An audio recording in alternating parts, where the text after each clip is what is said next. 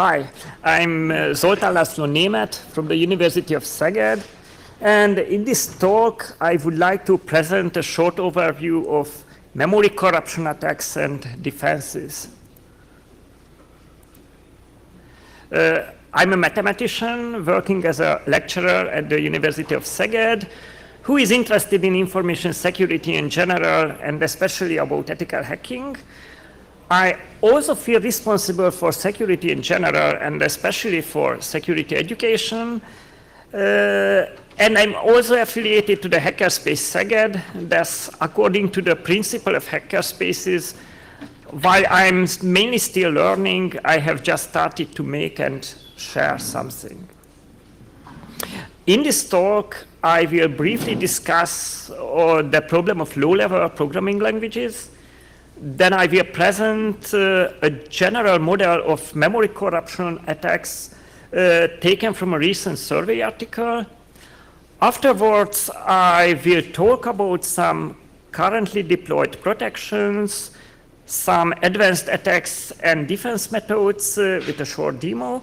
Then I will mention some latest defense proposals, and my talk will end by drawing some conclusions.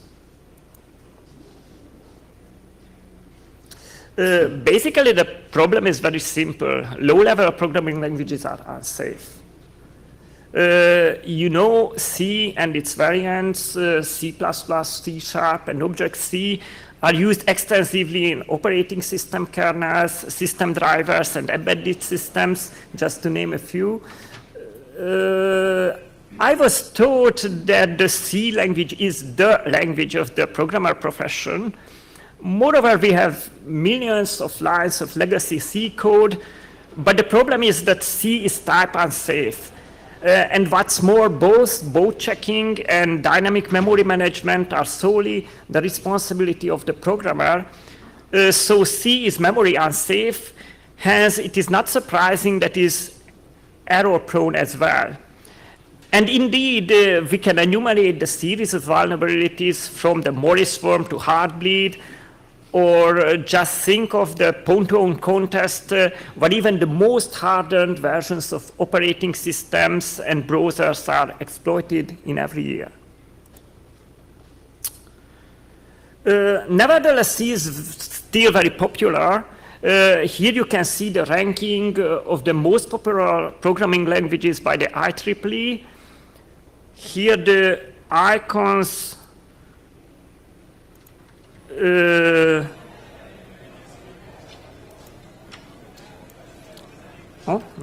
sorry. This one. So here the icons means web application, mobile application, languages used for enterprise, desktop, and scientific applications, and for embedded systems, respectively. It is especially important to fight against memory corruption bugs, but it is difficult. It is a great challenge both for academia and industry, but it is still considered to be answered for more than 3 decades. We have seen a huge number of proposals. I will mention a few, but only a few mitigation methods are deployed in practice today. And yes, they are still insufficient to stop real-world attacks. Hence, the situation naturally raises the question of why this is so. I like this figure very much, as it tells us that we should not forget about other aspects, namely usability and functionality in favor of security. But we must make a balance among these sometimes conflicting goals. If I try to translate or adapt this to the area of runtime attack mitigation techniques, then security becomes robustness. That is the type of attacks that can be prevented by the defense and how effective the method is. The aspects of ease of use changes to performance. It is very important, as studies shows, that no mitigation technique with more than 5–10% of runtime overhead can have widespread adaptation in practice. And perhaps functionality should be replaced by compatibility, which can be either binary compatibility, meaning that the defended modules still comply with unmodified libraries. And if it is not possible, we require source compatibility, meaning that no manual annotation of the source code is necessary.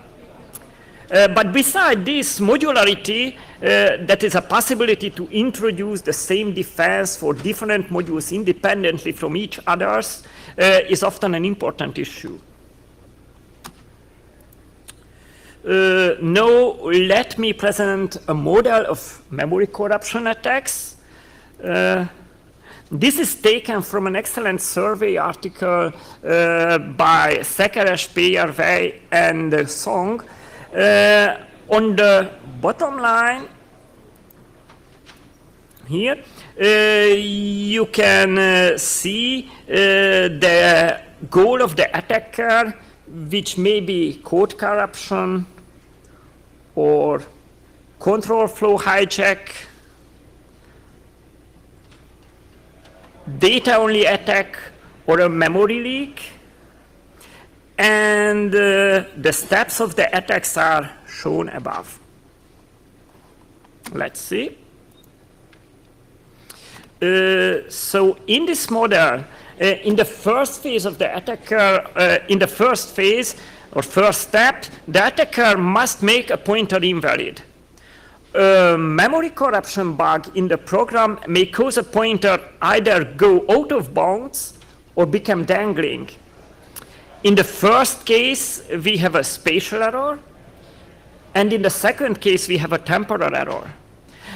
In both cases, the next step is to dereference the corrupted pointer, which can be performed by either a write or free, or by a read operation. For instance, a spatial pointer error might be caused by a classic buffer overflow, underflow, or by allocation of failure generating a null pointer dereference that might be exploitable in kernel space, and by indexing bugs, integer overflows, truncation and sideness bugs, and by incorrect pointer casting. Temporal pointer errors are also called use after free bugs because there a dangling pointer is dereferenced that is used after the memory area it points to has been deallocated, that is freed by the memory management system during a free instruction. But note that a pointer to a local variable can also become dangling when it is assigned to a global pointer and the subroutine returns, freeing the local variable from the stack. Moreover, double frees are also typical memory errors. In the second step, the attacker dereferences the corrupted pointer. He or she can use it either to write, or to free, or to read. Thus, he can, in the first case, override the return address on the stack, or override a function pointer in a vtable, or override the length field of a string object. Or by freeing, he can overwrite a heap metadata, or overwrite a function pointer of an object on the heap.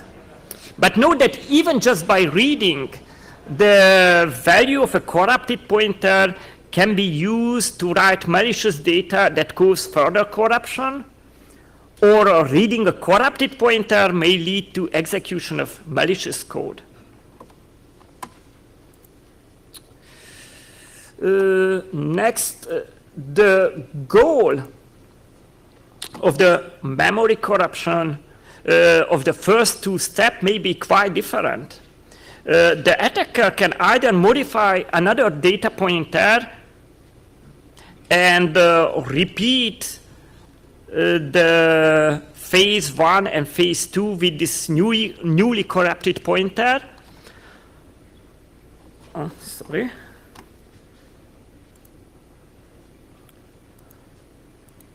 or he can modify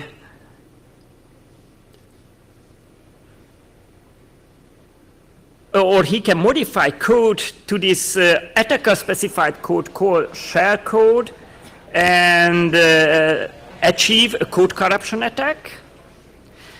Next, he can corrupt a pointer either to an address of his injected shell code or to an address of a code snippets of other memory modules called gadgets, and later by an indirect call, indirect jump, or return instruction, the attacker can hijack the control flow. This is the third type of attack. And please note that it is also possible to just modify a data variable, and if it is a sensitive data variable, that the attacker can execute a data-only attack. And finally, by corrupting an output variable, like here, for instance, the length field of a string, information can be leaked. So there are several possibilities. Next, let us briefly discuss currently deployed runtime protection. First, we have stack cookies, also called canaries, which are random values between the local buffers and the return addresses on the stack. They can be used to detect only continuous stack-based buffer overflows, since when the buffer overflows, the canary values is overwritten as well, which can be detected later when the function returns. In Windows, protection called SafeShech and ShechOp, structured exception handler override protection, may validate the integrity of the exception handler pointers and the exception chain. The main problem with these techniques is that these are only partial solutions. That is, they only provide some very specific type of control flow integrity, and stack cookies can be bypassed by direct overrides, for instance, using indexing errors, or they can be circumvented by memory leaks. The next main widely deployed mitigation technique is the write XOR execute policy. Please remember that it has two equally important sides. The first is called non-executable data, or data execution prevention, abbreviated as DEP in the Windows terminology. And the second might be called non-writable code or code integrity. Nowadays, these are implemented by memory page protection in modern processors. Put in simple terms, we must have write or read permission for data, but never execute writes. And similarly, we must have execute or read permission for code pages, but never write at the same time. Thus, as in many other areas of security, the clear separation of data and code is crucial here as well. Why this policy works well and it enjoys hardware support, so it has a negligible overhead, but it just protects against code injection attacks and is no use against the more sophisticated code reuse attacks like return to libc, return-oriented programming, or jump-oriented programming. It also has some other issues because separation of data and code is not as easy as it first seems. We must handle the problem with just-in-time compilation of script languages, where, for instance, for a browser, the scripts are user-supplied input data, but they must be turned into executable code. Also, there are self-modifying code like packers. Thus, DEP forces attackers to apply code reuse instead of code injection. And today, the main defense against code reuse attacks is address space randomization, especially address space layout randomization, abbreviated as ASLR. It simply randomizes the base address of the stacks, heaps, and the main executables and shared libraries. It works all right by concealing the address of the possible gadgets from the attacker, but it also has some weakness. First, it requires a position-independent executable that have a 10% runtime overhead, or on a 32-bit platform, the entropy of the usual ASLR implementation is rather weak, which is a subject to brute force attacks. Moreover, partial address overrides and memory leaks can defeat ASLR as well. Similar to DEP, ASLR is also an all or nothing type defense, meaning that just one non-ASLR module can break the whole protection totally. Now, let us look some more advanced defense technique. As I mentioned earlier, in the standard ASLR, only the base addresses of the code modules are randomized. To increase the entropy of the code locations, method achieving throughout so-called fine-grade randomization were proposed. The aim here is that a single leaked pointer should not defeat the whole defense. The randomization can be applied at the following levels. In a module, we can permute all functions, or just basic blocks, that is code parts with a single entry and exit points, or we can apply instruction level randomization. Of course, this makes ROP attacks harder, but add little protection to the standard ASLR against return to lib attacks or other ROP attacks which requires just a single address. Furthermore, with repeated memory leaks, ROP attacks are still possible, as we shall see.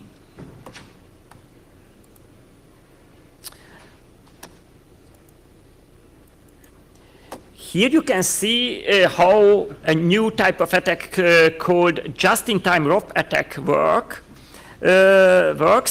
The main assumption here is that beside a vulnerability that allows ROP attacks, the attacker also has a memory disclosure vulnerability which allows him to read from arbitrary memory address in a process virtual memory. But as you probably know, trying to read from an unallocated address causes segmentation fault, and the application usually crashes. Does the attacker also needs a single valid runtime memory address? But of course, it is not hard to obtain. The important thing here is that it is also sufficient for a real-world attack. Here, let this address be the address of function A.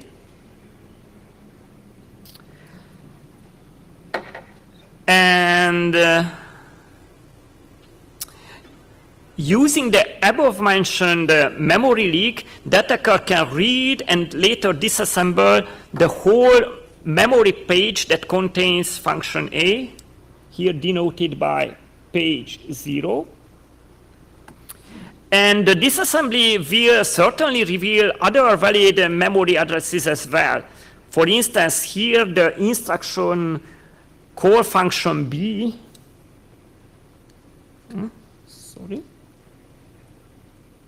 So here, the instruction call function B reveals the address of the function B, of course, and another code page it contains in it. It is contained in code page 1 here. And by repeating this process, the attacker can gain a significant amount of disassembled pages. So just by going in cycles, he can obtain many disassembled code pages. And finally, with a runtime gadget finder and a gtrop compiler, he can generate a ROP payload that works no matter how fine-grained the ASLR is applied. Moreover, if we have a user scripting environment, as in a browser or during a document-based attacks, then the whole process can be automated. Hence, a common memory leak together with a ROP and scripting can defeat even the strictest DAP plus ASLR implementation.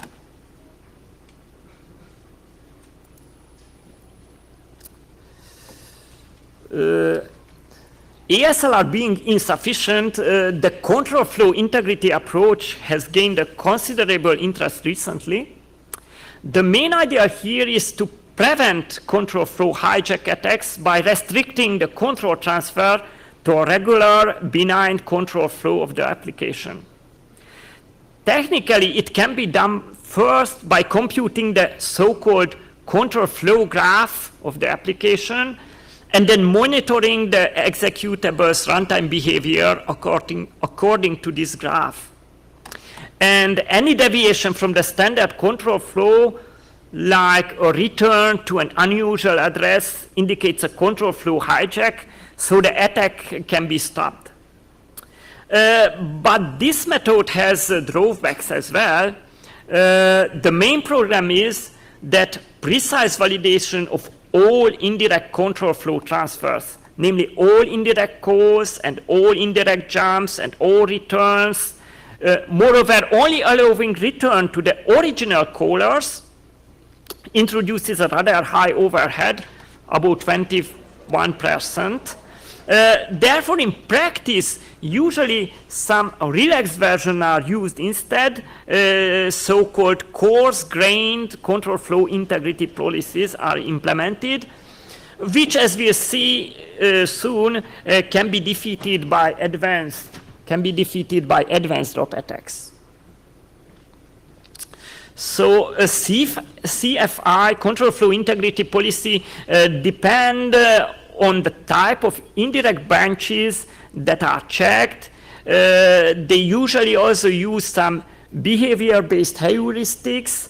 For example, a frequent use of return to a small code snippets may indicate a ROP attack.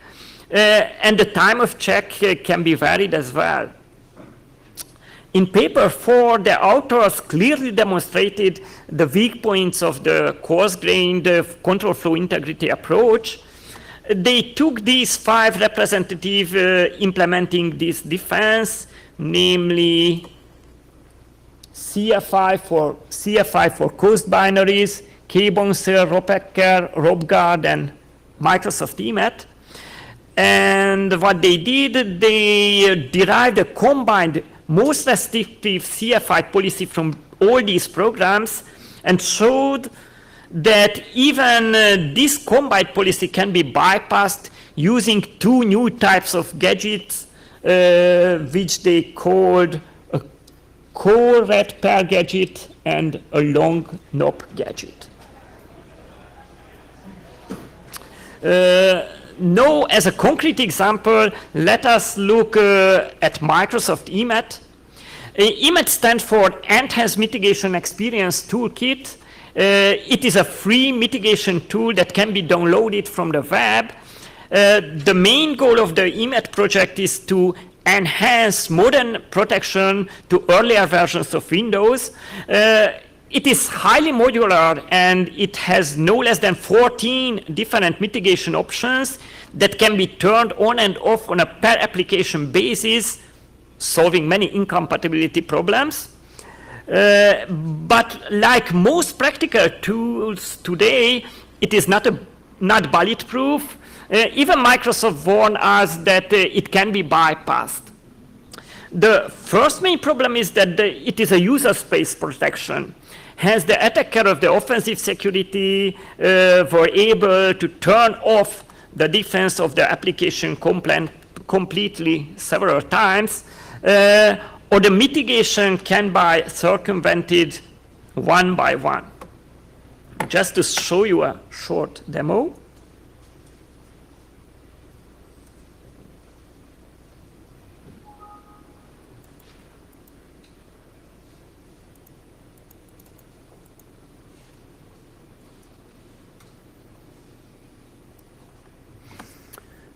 So for this demo, I took a test disk utility, which is a very nice tool from CG Security. It's basically a small utility that can be used to recover lost partitions in a partition tables. And it saved my life at least one time when I installed Windows over a Linux system. But the main problem is that this utility also accepts image file as input. And Denis Andrejkovic in last May found a buffer overflow, a simple buffer overflow vulnerability in this application. And what I did was that I exploited this vulnerability, which was easy, but I used it to turn on the mitigation technique of Emmet one by one, and I was able to bypass it finally. So just to show you, an attacker can use a small script like this. Sorry, I do not have time to go into the details. I'm willing to show you the whole code and how the exploits works after the talk. But the script is used just to generate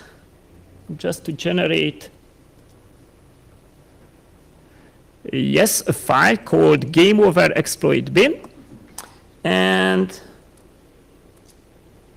if I use it as input, then, okay, just one moment. I would like to show you that Emmet is in effect.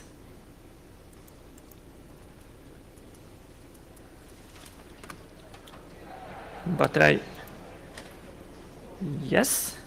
So this is the graphical user face of the tool, that you can see that all mitigations are green, turned on, and here we should see, yes, here. This is the test disk utility here, and as I mentioned, it is very versatile, so I can turn all mitigation methods on and off by per application basis. But if I put enter, then nothing happened because the calculator, just believe me, appeared on my primary desktop. But I promise you to show it that it works after the talk.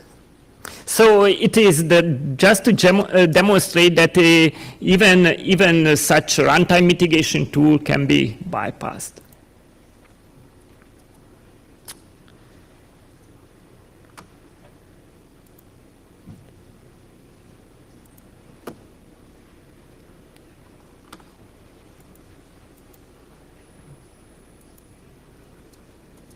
The problem, I cannot return my presentation.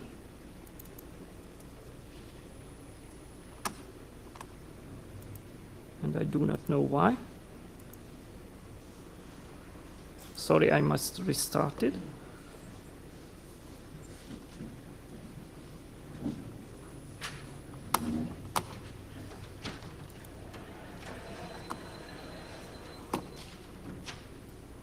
Yes.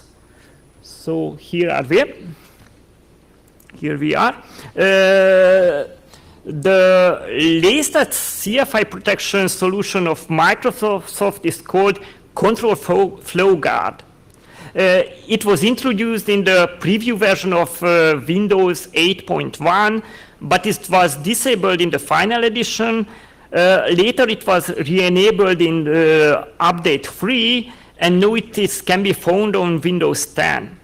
But it is also a partial and therefore imperfect implementation of control flow integrity, namely because of performance reasons, and only injects checks before indirect cause, hence returns are left unprotected, hence it is effective against VTWL overrides, but requires compiler and linker support, and third-party modules and even old version of MS binaries remain unprotected. And note that even a universal bypass of CFG was demonstrated recently. Now let me mention some of the recent defense proposals that have arisen in academic research. As far as I know, they are still in prototype phase. First, the concept of code pointer integrity is an alternative to control flow integrity and code randomization that can guarantee the integrity of all code pointer. It was formally proven to be correct. This can be done by separating sensitive control flow data like return address and jump target in a safe, protected region. You know, separation by isolation is one of the basic principles of security. It also has a relaxed version called code pointer separation, possessing an even smaller overhead. The main idea of the tool called Reductor is to implement execute but not read policy in order to do code pointer hiding against the pointer harvesting phase of a GTROP attack. But it needs hardware support for this, which is called hardware accelerated paging. But Reductor also requires OS and kernel extensions as well. Another very interesting proposal called Isomeron follows a totally different strategy. Instead of preventing, it tolerates memory disclosures. To achieve this goal, it randomizes control flow transfers. For this, it needs two clones called isomers. And it needs isomers of all functions in the memory. Of course, this roughly doubles the memory requirements for a code, but you know, space is far less an issue than time overhead. It works as follows. On each call and return instruction, Isomeron randomly determines whether to switch to the other isomer or keep the execution in the current one. These non-deterministic returns and calls make ROP attacks impossible. The authors' experiments shows that the tool has acceptable time overhead and it can be integrated into a compiler. And the last tool we will see is called HFX. It is a hardware-assisted control flow integrity solution that is significantly more efficient than existing software solutions. It uses a shadow stack to enforce the intended control flow more precisely than coarse-grained CFI tool deployed today. For instance, it enforces returns to target not just any core-preceded instruction, but only those that are in function that is currently being executed. This can be done by 3 new processor instructions. As a conclusion, we may say that the problem of unsafe C code is far from being solved at the moment. It should be obvious that there is no silver bullet, as securing a large amount of unsafe legacy code is and will remain hard. It also seems that while academic world looks for perfect solutions and is concerned less about real-life realization of the mitigation proposals, the business sector is rather interested in very fast mitigation against current mainstream exploits and is less concerned about possible bypasses. Of course, inefficient and incompatible solutions are useless in practice, but even a small trade-off for efficiency can totally destroy the defense, as we have seen in the case of coarse-grained control flow integrity. It is also clear that there is an information warfare between attacks and defenses, since known attacks can be mitigated as known defenses can be bypassed. The possible solution can be at different levels, though we mainly discuss software-based techniques here, as hardware-based solutions usually need a considerable time to spread. But many software approaches have the performance overhead as the main bottleneck, and hardware support can bring a relief to this problem. Lastly, even though it seems unrealistic now, perhaps one day we will use type-safe languages instead of C. Anyway, as we have seen, runtime mitigation are far from being perfect. Thus, other layers of defenses like secure coding, security testing, and sandboxing should not be neglected. Okay, that's all I wanted to say. Thank you for your attention.